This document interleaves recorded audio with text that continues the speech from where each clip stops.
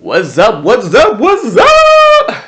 Back again with the Titan's Curse, Percy Jackson. So, Chapter 4, Thalia drove Apollo's sun chariot and torched New England. And she did not drive it well. It seemed like she had some anxiety during that drive, but we'll see what comes of that. But for now, let's get back into Chapter 5. Chapter 5 is I place an underwater phone call. Let's see what that means. I'd never seen Camp Half-Blood in winter before, and the snow surprised me. See, the camp has the ultimate magic climate control. Nothing gets inside the borders unless the director, Mr. D, wants it to. I thought it would be warm and sunny, but instead the snow had been allowed to fall lightly. Frost covered the chariot track and the strawberry fields. The cabins were decorated with tiny flickering lights like Christmas lights, except they seemed to be balls of real fire. More lights glowed in the woods, and the weirdest of all, a fire flickered in the attic window of the big house where the oracle dwelt, imprisoned in an old mummified body. I wondered if the spirit of Delphi was roasting marshmallows up there or something. Whoa, Nico said as he climbed off the bus. Is that a climbing wall? Yeah, I said. Why is there lava pouring down it? Little extra challenge. Come on, I'll introduce you to Kieran. Zoe, have you met? I know Kieran, Zoe said stiffly. Tell him we will be in cabin 8. Hunters, follow me. I'll show you the way, Grover offered. We know the way. Oh, really? It's no trouble. It's easy to get lost here. If you don't, he tripped over a canoe and came up, still talking, like my old daddy Go used to say. Come on! Zoe rolled her eyes, but I guess she figured there was no getting rid of Grover. The hunters shouldered their packs and their bows and headed off toward the cabins. As Bianca D'Angelo was leaving, she leaned over and whispered something in her brother's ear. She looked at him for an answer, but Nico just scowled and turned away. Take care, sweethearts, Apollo called after the hunters. He winked at me. Watch out for those prophecies, Percy. I'll see you soon. Whoa, what do you mean? Instead of answering, he hopped back in the bus. Later, Thalia called, and, be good. He gave her a wicked smile as if he knew something she didn't. Then he closed the doors and revved the engine. I turned aside as the sun chariot took off in a blast of heat. When I looked back, the lake was steaming. A red Maserati soared over the woods, glowing brighter and climbing higher until it disappeared in a ray of sunlight. Nico was still looking grumpy. I wondered what his sister had told him. Who's Kieran? He asked. I don't have his figurine. Our activities director, I said. He's, well, you'll see. If those hunter girls don't like him, Nico grumbled, that's good enough for me. Let's go. The second thing surprised me about camp was how empty it was. I mean, I knew most half-bloods only trained during the summer. Just the year-rounders would be here. The ones who didn't have homes to go to or would get attacked by monsters too much if they left. But there didn't even seem to be many of them either. I spotted Charles Beckendorf from the Hephaestus cabin, stoking the forge outside the camp armory. The Stoll brothers, Travis and Connor from the Hermes cabin, were picking the lock on the camp store. A few kids from the Ares cabin were having a snowball fight with the wood nymphs at the edge of the forest. That was about it.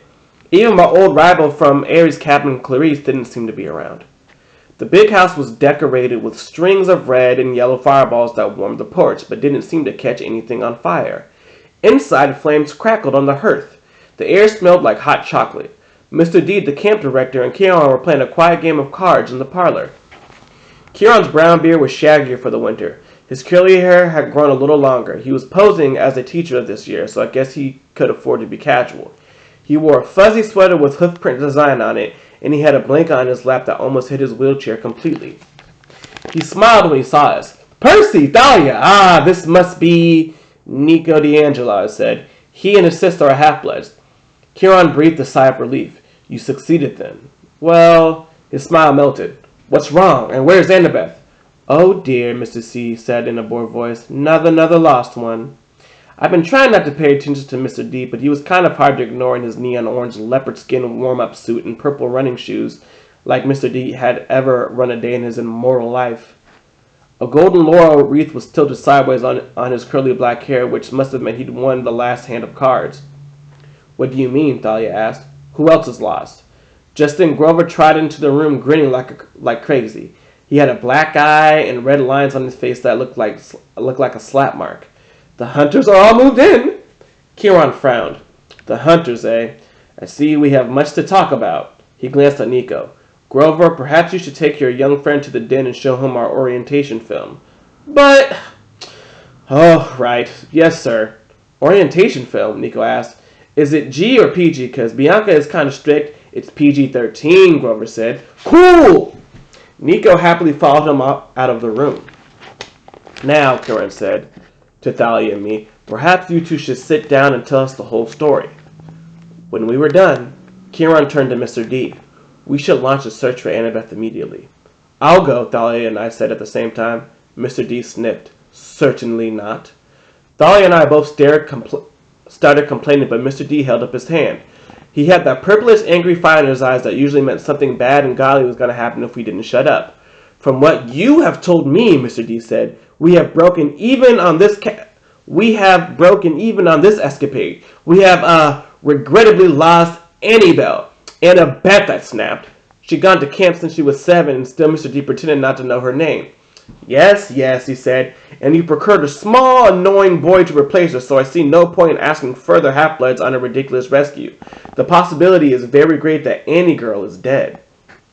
I wanted to strangle Mr. D. It wasn't fair Zeus had sent him here to dry out a camp director for 100 years. It was meant to be a punishment for Mr. D's bad behavior on Olympus, but it ended up being a punishment for all of us. Annabeth may be alive, Kieran said, but I could tell he was having trouble sounding upbeat. He'd practically raised Annabeth all those years she was a year-round camper before she'd given living with her dad and step on my second chance. She's very bright. If our enemies have her, she will try to play for time. She may even pretend to cooperate. That's right, Thalia said. Luke would want her alive. In which case, said Mr. D, I'm afraid she will have to be smart enough to escape on her own. I got up from the table. Percy. Kieran's tone was full of warning. In the back of my mind, I knew Mr. D was not somebody to mess with, even if you were an impulsive ADHD kid like me. He wouldn't give you any slack, but I was angry. I didn't care. You're glad to lose another camper, I said. You liked it if we all disappeared. Mr. D stifled a yawn. You have a point? Yeah, I growled. Just because you were sitting here as a punishment doesn't mean you have to be a lazy jerk. This is your civilization too. Maybe you could try helping out a little. For a second, there was no sound except the crackle of fire. The light reflected in Mr. D's eyes, giving him a sinister look. He opens his mouth to say something, probably a curse that would blast me to smithereens, when Nico burst into the room, followed by Grover. So cool! Nico yelled, holding his hands out to Kieran. You're a centaur?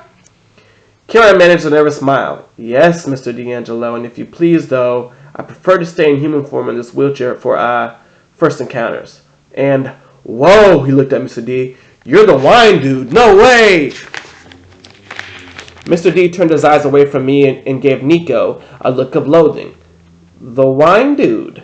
Dionysus, right? Oh, wow, I've got your figurine. My figurine? And my game, Mythomagic.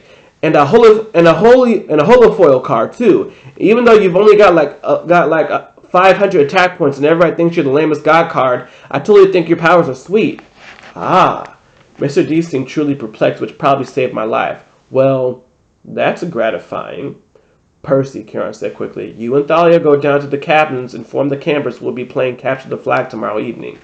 Capture the Flag, I asked. But we don't have enough. It is a tradition, Kieran said. A friendly match whenever the hunters visit. Yeah, Thalia muttered. I bet it's real friendly.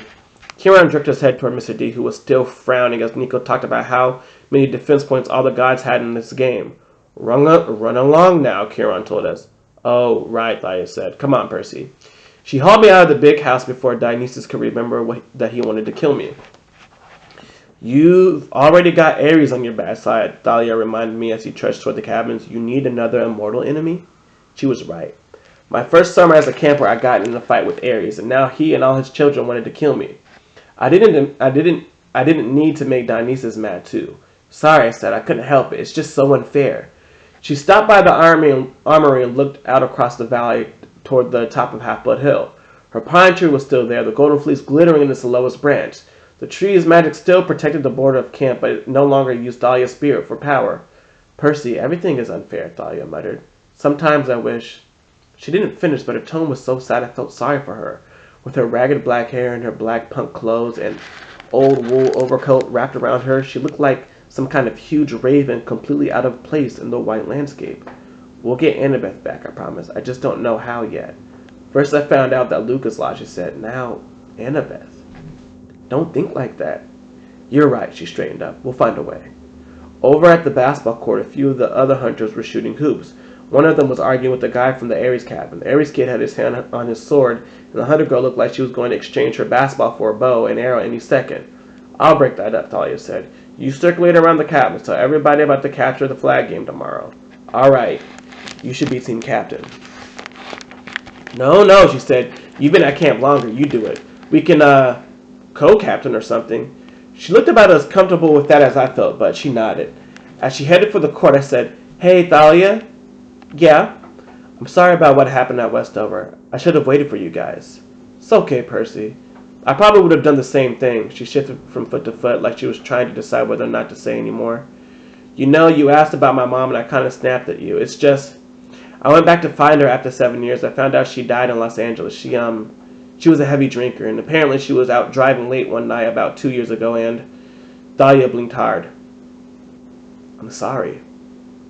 Yeah, well, it's not like we were ever close. I ran away when I was 10. Best 2 years of my life were when I was running around with Luke and Annabeth, but still, that's why you had trouble with the sun van. She gave me a weird look. What do you mean? The way you stiffened up, you must have been thinking about your mom not wanting to get behind the wheel. I was sorry I said anything. Thalia's expression was dangerously close to Zeus's the one time I'd seen him get angry. Like any minute her eyes would shoot 1,000,000 volts. Yeah, she muttered. Yeah, that must have been it. She trudged off toward the court where the Ares camp and the hunter were trying to kill each other, a sword and a basketball. Cabins were the weirdest collection of buildings you'd ever seen. Zeus and Hera's big white column building, cabins 1 and 2 stood in the middle with 5 gods' cabins on the left and 5 goddess cabins on the right, so they all made a U around the central green and the barbecue hearth. I made the rounds telling everybody about capture the flag. I woke up some Ares kids from his midnight nap and he yelled at me to go away. When I asked him where Clarice was, he said, went on a quest for Chiron, top secret. Is she okay? Haven't heard from her in a month. She's missing in action like your butt's gonna be if you don't get out of here. I decided to let him go back to sleep. Finally I got to cabin 3, the cabin of Poseidon. It was a low, gray building hewn from sea stone with shells and coral fossils imprinted in the rock. Inside was just as empty as always except for my bunk. A minotaur horn hung on the wall next to my pillow. I took Annabeth's baseball cap out of my backpack and set it on my nightstand. I'd give it to her when I found her, and I would find her. I took off my wristwatch and activated the shield. It creaked noisily as it spiraled out. Dr. Thorne's spikes had dented the brass in a dozen places. One gash kept the shield from opening all the way so it looked like a pizza with 2 slices missing. The beautiful metal pictures that my brother had crafted were all banged up. In the picture of me and Annabeth fighting the Hydra, it looked like a meteor had made a crater in my head. I hung the shield on its hook next to the Minotaur horn, but it was painful to look at it now. Maybe Beckendorf from Hephaestus' cabin could fix it for me. He was a best armorsmith in camp. I'd ask him at dinner. I was staring at the shield when I noticed a strange water gurgling. I realized there was something in the room. At the back of the cabin was a big basin of gray sea rock with a spout like the head of a fish, carved in stone. Out of its mouth burst a stream of water, a saltwater spring that trickled into the pool. The water must have been hot because it sent mist into the cold winter air like a sauna. It made the room feel warm and summery, fresh with the smell of the sea. I stepped up to the pool. There was no note attached or anything, but I knew it could only be a gift from Poseidon. I looked into the water and said, "Thanks, Dad." The surface rippled at the bottom of the pool. Coins shimmered, a dozen or so golden drachma. I realized what the fountain was for. It was a reminder to keep in touch with my family. Opened the nearest window, and the wintry sunlight made a rainbow in the mist. Then I fished a coin out of the hot water. "Iris, O goddess of the rainbow," I said, "accept my offering." I tossed the coin into the mist and it disappeared. Then I realized I didn't know who to connect first. My mom? That would have been the good son thing to do, but she wouldn't be worried about me yet. She was used to me disappearing for days or weeks or at a time. My father? It had been way too long, almost 2 years since I'd actually talked to him, but could you even send an iris message to a god? I'd never tried. Would it make them mad like a sales call or something? I hesitated, then I made up my mind. Show me Tyson, I requested, at the forges of the Cyclops. The mist shimmered, the image of my half-brother appeared. He was surrounding in fire, which would have been a problem if he were a Cyclops. He was bent over an anvil, hammering a red-hot sword blade. Sparks flew and flames swirled around his body.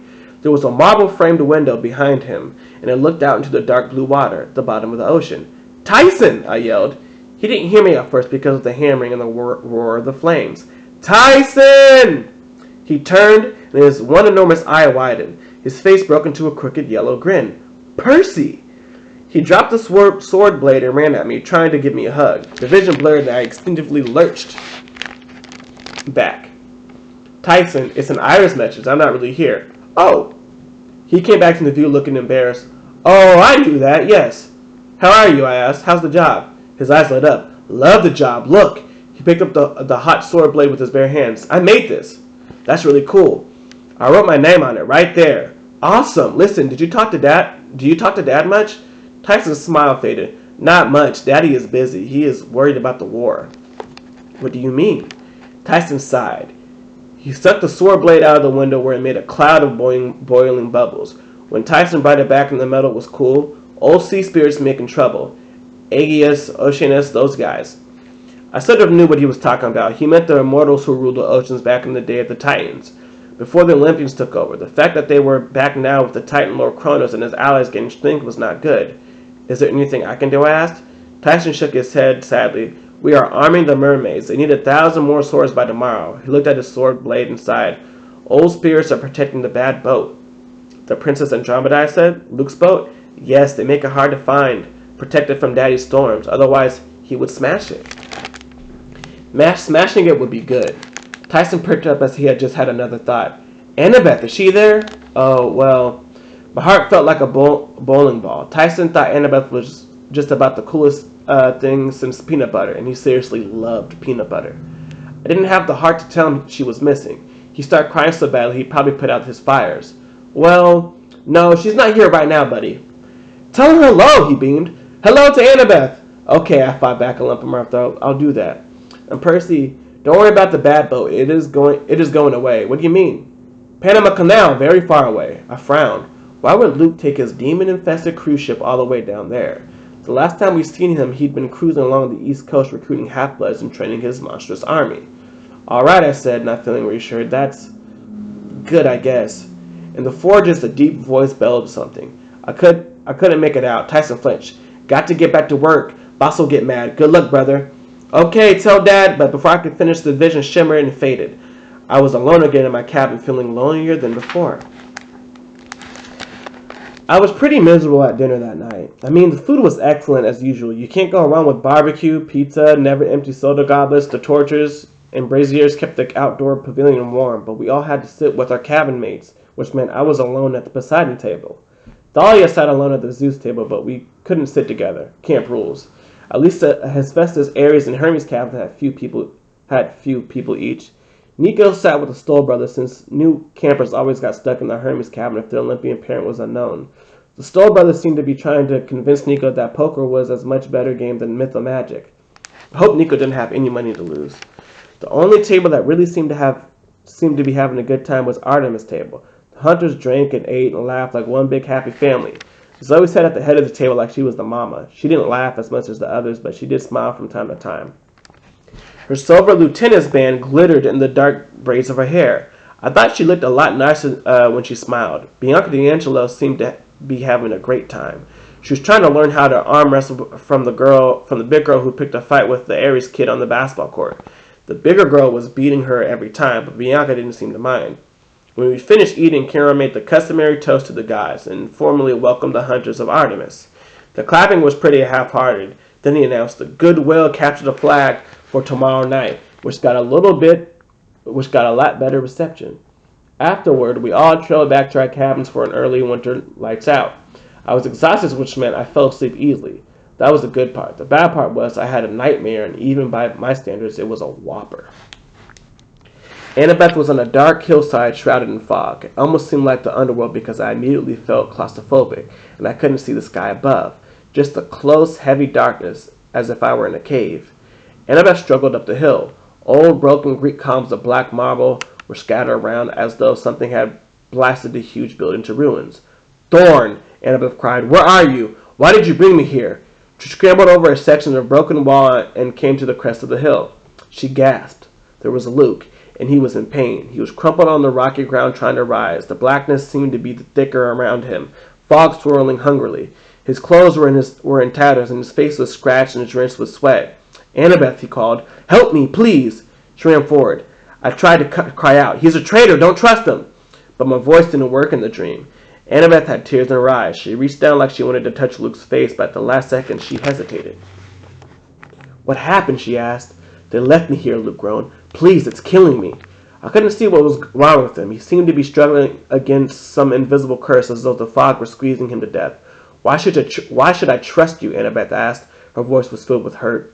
"You shouldn't," Luke said. "I've been terrible to you, but if you don't help me, I'll die." "Let him die," I wanted to scream. Luke tried to kill us in cold blood too many times. He didn't deserve anything from Annabeth. The darkness above Luke began to crumble like a cavern roof in an earthquake. Huge chunks of black rock began falling. Annabeth rushed in just as a crack appeared and the whole ceiling dropped. She held it somehow, tons of rock. She kept it from collapsing on her and Luke just with her own strength. It was impossible. She shouldn't have been able to do that. Luke rolled free, gasping. "Thanks," he managed. "Help me hold it," Annabeth groaned. Luke caught his breath. His face was covered in grime and sweat. He rose unsteadily. "I knew I could count on you." He began to walk away as the trembling blackness threatened to crush Annabeth. "Help me," she pleaded. "Oh, don't worry," Luke said. "Your help is on the way. It's all part of the plan. In the meantime, try not to die." The ceiling of the darkness began to crumble again, pushing Annabeth against the ground. I sat bolt upright in bed, clawing at the sheets. There was no sound in my cabin except the gurgle of saltwater spring. The clock on my nightstand read just after midnight. Only a dream, but I was sure of two things. Annabeth was in terrible danger, and Luke was responsible. Woo! Man, a lot happened in that chapter. So the next chapter is chapter 6, and I think we're going to see how the Capture the Flag game goes, and we're going to figure out what's going on with Annabeth and Luke, and the war that's going on with all the gods in the world. Well, you guys have a good one. Bye!